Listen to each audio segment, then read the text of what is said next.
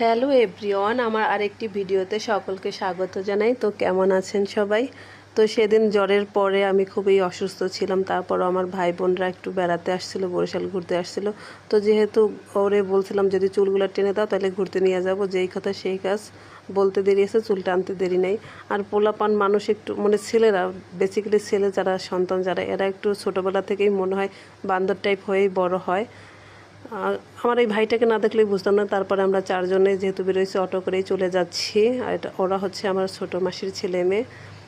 তো ওদেরকে নিয়ে চলে আসলাম সেই কাঙ্ক্ষিত স্থানে। ওরা আসার পরে ওদের তো জায়গাটা সেই ধরনের খুব পছন্দ হয়েছে। আর হচ্ছে আমার ছোটো বোন, তো ওরও জায়গাটা খুব পছন্দ হয়েছে। অবশ্যই পছন্দ হবেই বা না কেন। আর এই যে ভদ্রলোককে দেখছেন, ইনি কিন্তু মোটেই ভদ্রলোক না। 3 দিন ছিল আমার কাছে, 3 দিনে 300 ঝাড়ি খাইছে, হয়তো 2-3টা থাবর সুপারও খাইছে।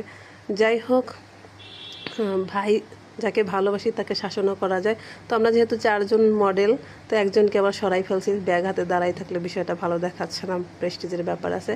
আর এইখানে আমার সত্যি কথা বলতে আমার খুব ভালো লাগার একটা জায়গা। আমার মন খারাপ থাকলেও আমি এখানে আসলে ভালো লাগে, মন ভালো হয়ে যায়। আর মন ভালো থাকলেও আমি এখানে আসলে আরও মন প্রফুল্ল হয়। আমার ভালো লাগে মেন কথা।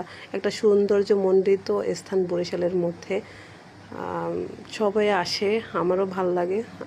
অবশ্য বরিশালে যারা আছেন সবাই কম বেশি ভালো লাগবে। এইবার আসেন, এই যে মাথা ঠিক নাই, আইসক্রিম দেখছি সামনে, না খাওয়া পর্যন্ত আমার শান্তি নাই। তারপরে ভালো লাগুক না লাগুক সেই স্বাদ, কিন্তু এতে হবে না।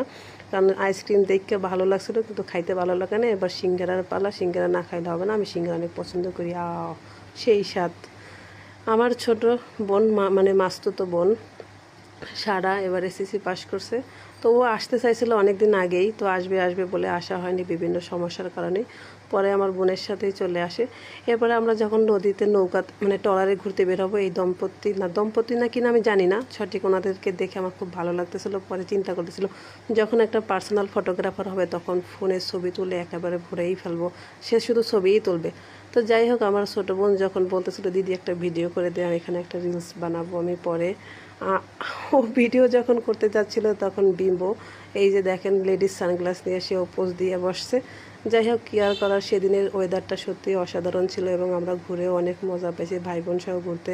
কিন্তু এইখানে যে কেন গোমরামুখর হয়ে আছে সেই পেট ব্যথাই বুঝলাম না। তারপরে যাই হোক জিজ্ঞেস করলাম, কিছুই বললো না। এরপরে নদীর ভিতর থেকে আমরা ঘুরে চলে আসি পারে। এরপরে কিছু খাওয়ার পালা, যেহেতু সন্ধ্যা হয়ে গেছে, খেয়ে দিয়ে বাসায় যাবো, চলে যাই শ্বশুরবাড়ির রেস্টুরেন্টে। তো অর্ডার করার পরে আমি একটু লাইভে গেছিলাম। লাইভটা তো অনেকেই দেখছিলেন, কিন্তু আসার পরে দেখি খাওয়া দাওয়া প্রায় কমপ্লিট হয়ে গেছে, তাই জন্য আর